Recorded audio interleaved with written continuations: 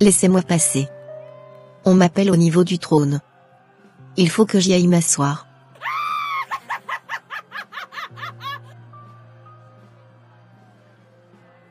C'est vrai que le siège sur ce trône t'appartient, mais crois-moi, je ne te donnerai jamais le passage. Tu n'y pourras jamais t'asseoir. C'est une alliance, et ce sera à perpétuité. Moi, je t'ai tout bloqué. D'ailleurs, tu t'es confié à moi, afin que je puisse prendre soin de toi. Pour quelle raison est-ce que je vais te laisser t'asseoir dessus? Je n'ai pas de mari, pas d'enfant. Même le boulot que je suis en train de faire, je n'y connais qu'une stagnation très accrue. Et ce siège aussi, vous me le refusez? Je t'ai bien dit que cette alliance a été scellée par toi-même, pourquoi est-ce que je vais y renoncer moi? Maintenant, ce trône qui t'a été montré, je vais te l'arracher, et le confier à quelqu'un d'autre. Son élévation te surprendra, et tu n'auras que tes yeux pour pleurer.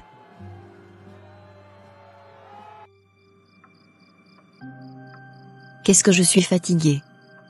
Merci Seigneur pour le souffle de vie ce matin. Merci de ce que tu as veillé sur moi, et que tu m'as réveillé sain et sauf ce matin. Je te confie ma journée. Conduis-moi tout au long de cette journée. Que ta main soit sur moi, et que la journée soit couverte de succès.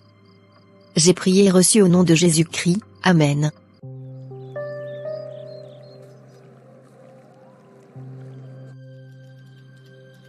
Rebecca, que se passe-t-il ici? Pourquoi tout le monde est en train de jubiler? Oh, tu n'étais donc pas au courant? Mais non. Qu'est-ce qui se passe? Ah, je vois. Les promotions sont sorties.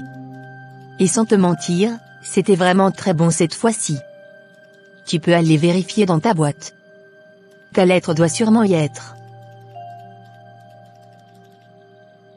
J'y vais de ce pas voir. Mais ma boîte est vide. Est-ce à dire que je n'ai pas reçu de promotion cette fois-ci également? Non, c'est incroyable. Il faut que j'aille voir le DRH, pour savoir ce qui se passe.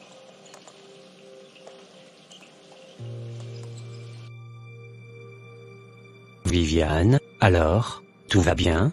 Oui chef, j'étais allé vérifier ma boîte, et j'ai vu qu'il n'y a pas de lettre. Je suis donc venu voir si vous avez peut-être oublié d'y envoyer la mienne. Oh, je vois.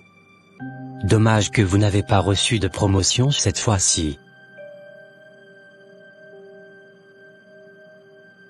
Ne vous en faites pas. La prochaine fois aussi, vous serez promu. Et pourtant, toutes ces nouvelles recrues que j'ai formées moi-même ont reçu de promotion.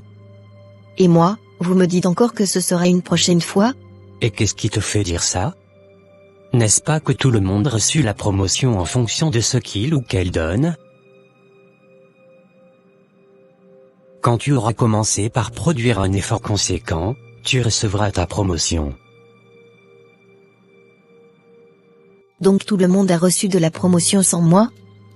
Qu'est-ce que j'ai fait pour que le DRH me traite de cette façon? Et pourtant, tous ces jeunes, c'est moi qui les ai formés. Seigneur, pourquoi m'as-tu abandonné? Pourquoi suis-je obligé de passer par tout ceci? Pendant que tout le monde est en train d'avancer, moi, je suis en un seul endroit, comme si ma vie est résumée à l'échec perpétuel. Bientôt 7 ans que je travaille ici, et je n'ai jamais reçu de promotion. La seule chose que je reçois, c'est de l'ingratitude accrue. Suis-je mauvaise à ce point? Qu'est-ce que j'ai fait pour mériter ceci? Et pourtant, ta parole déclare que nous serons la tête, et non la queue. Comment fait-il que moi, rien ne marche dans ma vie? De grâce Seigneur, dis-moi ce que j'ai fait de mal. C'est quoi mon offense? En quoi est-ce que j'ai désobéi à ta parole, pour que j'ai à subir toutes ces humiliations au quotidien?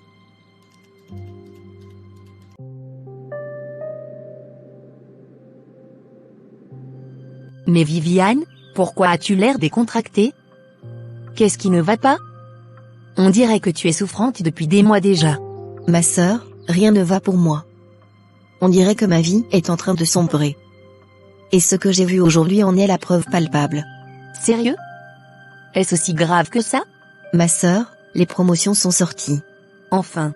Allez, vas-y. Dis-moi tout. Le seul problème est que je n'ai pas été promue. Et le pire, c'est que j'ai été la seule employée à ne pas en recevoir. Tout le monde en reçut, y compris toutes ces jeunes filles que j'ai formées il y a 2 ans.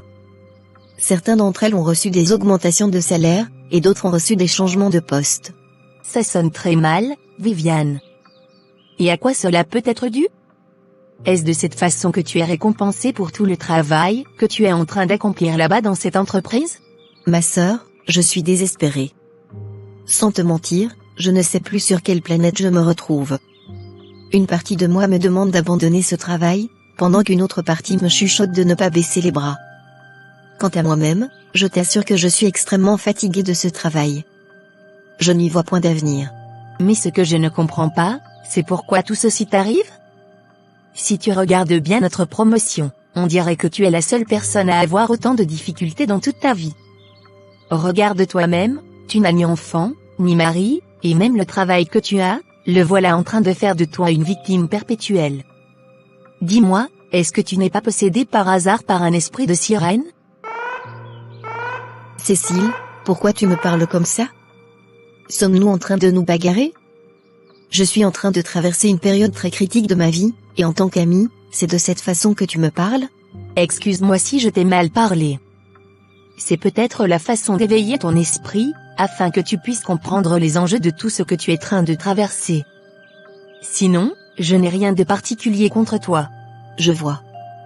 L'ancien proverbe dit, c'est dans le malheur qu'on reconnaît ses vrais amis. Et j'espère ne plus pouvoir t'amener mes problèmes. D'ailleurs, c'est Dieu que j'accuse. S'il ne m'a pas abandonné malgré tout ce que je fais dans sa maison, je ne serais pas ici en train de te demander ton avis. Si c'est ce que tu penses, alors, bon débarras.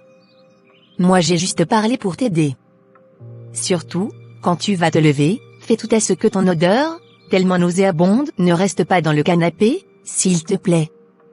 Je vais recevoir de vrais invités ce soir. Il ne faut pas qu'ils soient contaminés par tes odeurs quand ils se seront assis. Je ne pouvais jamais imaginer que tu sois aussi sans cœur, Cécile. D'ailleurs, je m'en vais. Je ne vais pas rester ici, et te permettre de m'insulter comme une ordure. Seigneur, c'est le comble. Je n'ai jamais été humiliée de toute ma vie. Et le pire, c'est ma propre amie qui est en train de me traiter de la sorte. Est-ce que tu me regardes vraiment du haut des cieux? Est-ce que vraiment tu es en train d'écouter mes prières? Est-ce que vraiment tous mes sacrifices, tu es en train de les considérer, pour que je continue par traverser ces humiliations? Toute ma vie, depuis que je t'ai reçu, je ne fais que aller de honte en honte. Or, il est écrit que ce sont nos ennemis qui seront couverts de honte, pas nous. Comment se fait-il donc que je sois à perpétuité dans la honte? Ne t'assieds pas là-bas, Félicité. Et pourquoi? Y a-t-il une tâche ici? Viviane vient de quitter, et c'est à cet endroit où elle était assise. Je suis sûre que tu vas contaminer ses malchances si tu passes encore une minute de plus là-bas.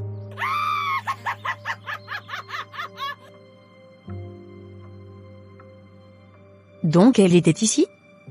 J'espère que ce n'est pas pour demander un autre prêt cette fois-ci. Non. La pauvre. Elle est vraiment en train de traverser une mauvaise passe. C'est son problème. Moi je lui ai conseillé à plusieurs reprises de chercher un homme, afin qu'il puisse prendre soin d'elle. Si c'est qu'elle l'a déjà fait, elle ne serait pas obligée de se fier entièrement à ce travail qui est en train de lui pourrir la vie. Regarde toi-même, on dirait qu'elle ne travaille pas. Et pourtant, c'est quand même triste pour elle. J'espère qu'elle va vraiment s'en sortir un jour. Et pourquoi toi tu t'inquiètes pour elle? C'est plutôt l'occasion d'arrêter de fréquenter un individu pareil. Il faut qu'elle comprenne le fait que nous soyons de la même promotion, ne fait pas de nous la même catégorie. Il faut que ce soit clair pour elle, puisque le plus tôt sera le mieux. Je ne crois pas que ce sera nécessaire. Elle a déjà sûrement compris. Je crois que c'est trop poussé, si on le lui dit directement en face. Il faut tout de même qu'elle comprenne que nous ne sommes pas du même milieu. Ça elle doit l'avoir en tête.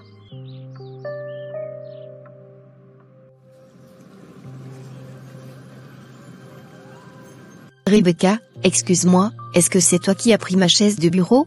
Oui, Viviane. Je suis désolée de ne t'avoir pas demandé. J'en ai besoin, mais puisque tu n'étais pas là, j'ai demandé au directeur, et il m'a demandé de prendre la tienne. J'ai donc remis mon ancienne chaise dans ton bureau. Donc si je comprends bien, Tu as changé ma chaise contre la tienne? Ce n'est rien de grave. C'était juste une chaise, ce n'est pas la peine de faire des amalgames pour ça, voyons. Ça veut dire quoi cette insolence? Pour quelle raison as-tu pris ma chaise derrière moi sans me le demander? Et je t'en parle, tu as le culot de me dire que je fais des amalgames? Écoute, je ne veux pas de problème. Jusqu'à ce que j'ouvre mes yeux, je veux que tu ailles déposer ma chaise dans mon bureau. Arrête de me parler comme si j'étais ton enfant. Ne vois-tu pas que tu es en train d'exagérer? Juste pour une chaise, tu te mets à proférer des menaces? En tout cas, c'est le directeur qui m'en a donné l'autorisation. Il est donc la seule personne habilitée à me demander de la remettre dans ton bureau. Le reste, ce sera du bruit sans issue. Donc toi que j'ai formé ici, c'est de cette façon que tu me traites dans cette boîte? Qu'est-ce que le monde est drôle. C'est bon, arrête-moi ça, s'il te plaît. Je savais que c'est tout ce que tu as à dire. De toutes les façons, il faut forcément quelqu'un pour former l'autre. Ne parle pas comme si toi tu es né avec toute connaissance. Il a fallu quelqu'un pour que toi aussi tu sois là où tu es aujourd'hui. D'ailleurs, toutes ces connaissances ne te servent à rien. La preuve, te voilà en train de tourner en bourrique. Je vois. Merci beaucoup. Rebecca et Viviane, le directeur veut vous voir chacune à son tour dans son bureau immédiatement.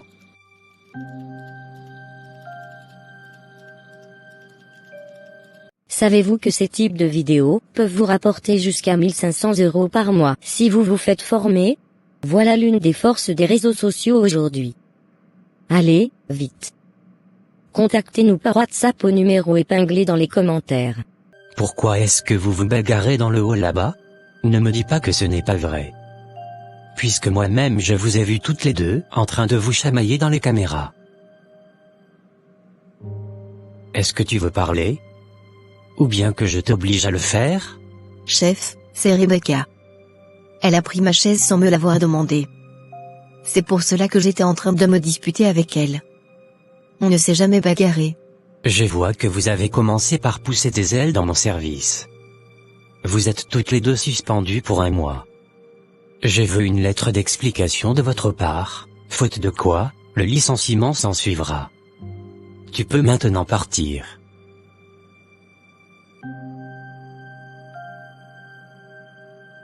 Je lui ai donné une mise à pied de 30 jours. C'est normalement valable pour vous deux. Mais toi, tu seras payé pendant que tu es à la maison. C'est une manière de lui dire que je n'aime pas vraiment sa tête. Je me savais, chef. Merci beaucoup. Ne t'en fais pas, mon chaton. On se verra à l'hôtel ce soir à l'heure habituelle. Sans problème, chef.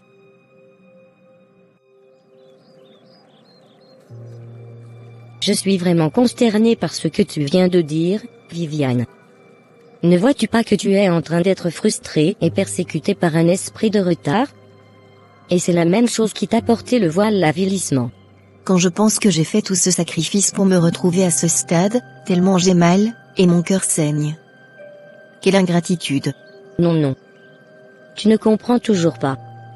La faute n'est pas à ton chef, mais plutôt à toi, puisque ce sont des réalités spirituelles, mais tu essaies de les voir dans le physique. C'est pour cette raison que tu ne peux jamais vraiment les cerner. Et que penses-tu que je dois faire? C'est très simple.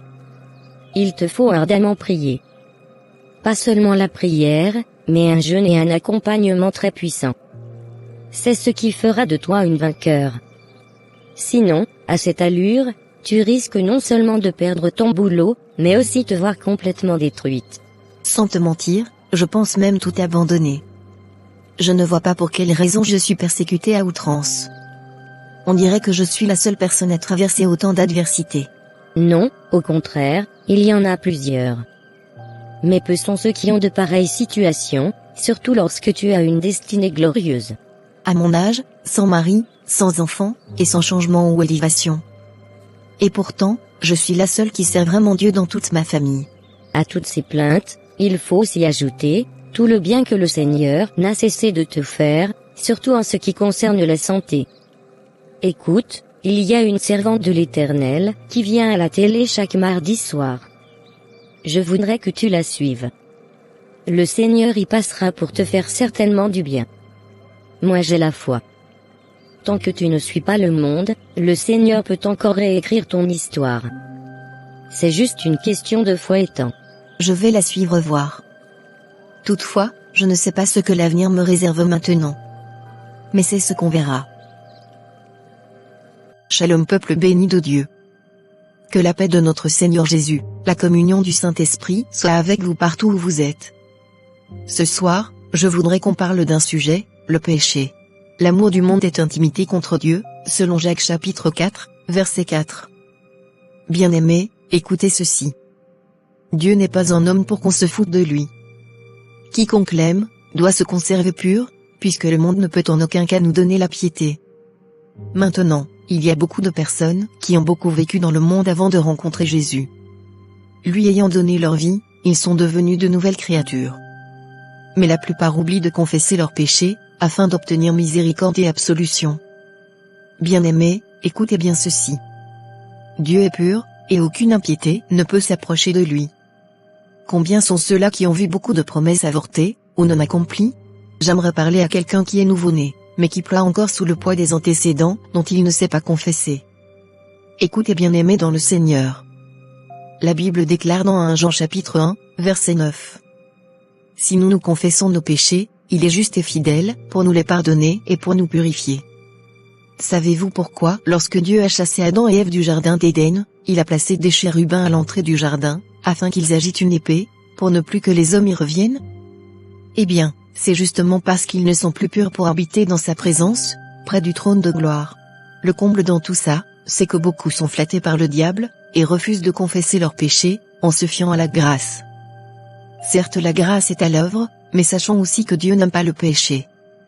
C'est pour cette raison que Satan, malin qu'il soit, se base sur ses péchés, afin de nous accuser, et nous empêcher de recevoir de Dieu ce qu'il a promis. Voilà l'une des raisons pour lesquelles beaucoup de personnes, bien qu'ayant une destinée glorieuse, sont confrontées à des péripéties à perpétuité. Mais je voudrais vous dire que là où le péché a abondé, la grâce a surabondé. Quel type de péché est-ce que tu es en train de cacher à Dieu, et tu penses que la grâce te couvre? Va vers lui dans le lieu secret, et demande-lui pardon en toute sincérité. Dieu est juste et fidèle pour te le pardonner. Il n'est pas un père accusateur. Il est plutôt ouvert à nous, attendant que nous venions lui demander pardon, afin qu'il nous pardonne, et prenne contrôle de notre vie. Souvenez-vous du fils prodigue? Selon lui, plus rien ne pouvait marcher pour lui, car il a dilapidé tous les biens qui lui appartenaient pendant que son père était encore en vie. Mais à son étonnement, il s'est rendu compte que son idée était plutôt une fausse idée. Bien-aimé dans le Seigneur, prends conscience de ton état. Fais une introspection de ta vie, et voilà où tu as tombé, et que Satan saisissant cette occasion, fait de toi une captive à perpétuité, pour que ta vie ne glorifie pas Dieu. Pour certains, c'est l'avortement. Pour d'autres, c'est la criminalité. Peu importe ce que tu as eu à faire avant ta conversion, sache que tu es pardonné. Mais il faut que tu le lui confesses, afin d'obtenir miséricorde. Car, qui peut accuser la personne que Dieu a absous? Personne. Qui peut oser menacer un élu de Dieu? Personne. Le temps me fait défaut. Nous allons nous arrêter ici pour aujourd'hui, et continuer la prochaine fois. Mais sachez encore ceci. Si ou confessons nos péchés, il est juste et fidèle pour nous les pardonner. Passez une bonne soirée. Et que Dieu vous bénisse abondamment. Cette dame a carrément prêché mon message ce soir. On dirait qu'elle me voyait dans un miroir. Est-ce possible que ce soit l'avortement que j'ai commis avant de recevoir Jésus qui est en train de me porter atteinte? Puisque je ne l'ai jamais dit à qui que ce soit. Même dans mes prières, je ne l'ai jamais mentionné. Ou bien, je dois plutôt aller chez cette prédicatrice, afin qu'elle m'aide dans la prière? Puisque ni elle ni son église ne me connaît. Je crois que ce sera la meilleure idée. Ô, Dieu des anciens, Dieu de nos pères, Dieu des âges, daigne me faire grâce de rencontrer cette femme, afin de lui exposer toute ma vie, et qu'elle puisse m'aider dans la prière. Il faut que ma situation rende gloire à ton saint nom.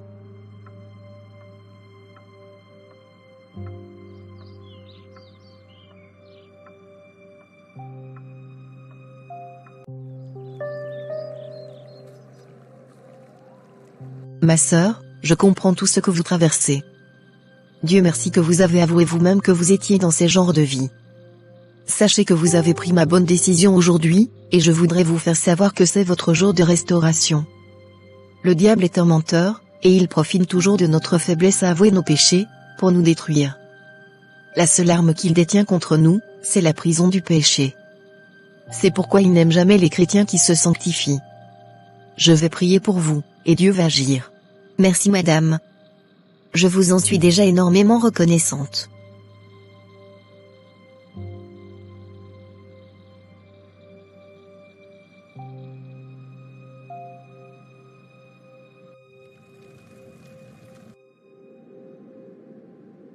Tu as donc osé aller confesser tes péchés afin d'obtenir miséricorde? Et de quel péché parles-tu? Pourquoi as-tu osé confesser le péché d'avortement que tu as commis? Pourquoi as-tu osé me défier? Écoute, qui peut accuser les élus de Dieu? Qui peut nous contredire si Dieu lui-même nous a déjà justifiés? Je suis libéré par le sang précieux de Jésus. Je déclare donc que tu n'as plus aucune influence sur moi. C'est ce qu'on va voir. J'invoque le feu du Saint-Esprit maintenant sur toi. Qu'il te consume maintenant, et tout ce que tu m'as volé me soit restitué dans le nom de Jésus-Christ. Je te condamne maintenant dans le nom puissant de Jésus-Christ. Tu as osé me chasser de toi? Sans problème. Sache que je vais revenir à la moindre occasion. Et là, tu verras ce que va devenir ta vie. Celui qui a commencé en moi cette bonne œuvre est prêt à le continuer et le finir pour la gloire de son propre nom. Je déclare que le Dieu que je sers ne s'arrête jamais en chemin. Celui qu'il commence, il l'achève toujours. Maintenant, au nom de Jésus-Christ. Que l'enfer ouvre sa bouche et t'avale au nom de Jésus-Christ.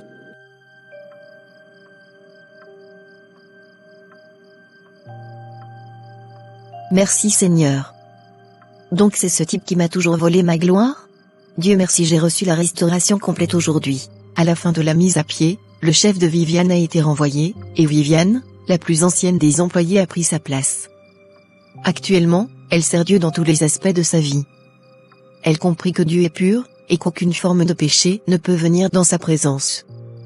Bien-aimés, si vous savez que vous avez un péché, que vous n'arrivez pas à avouer pour obtenir miséricorde, sachez que c'est ce que Satan va utiliser pour détruire complètement votre vie.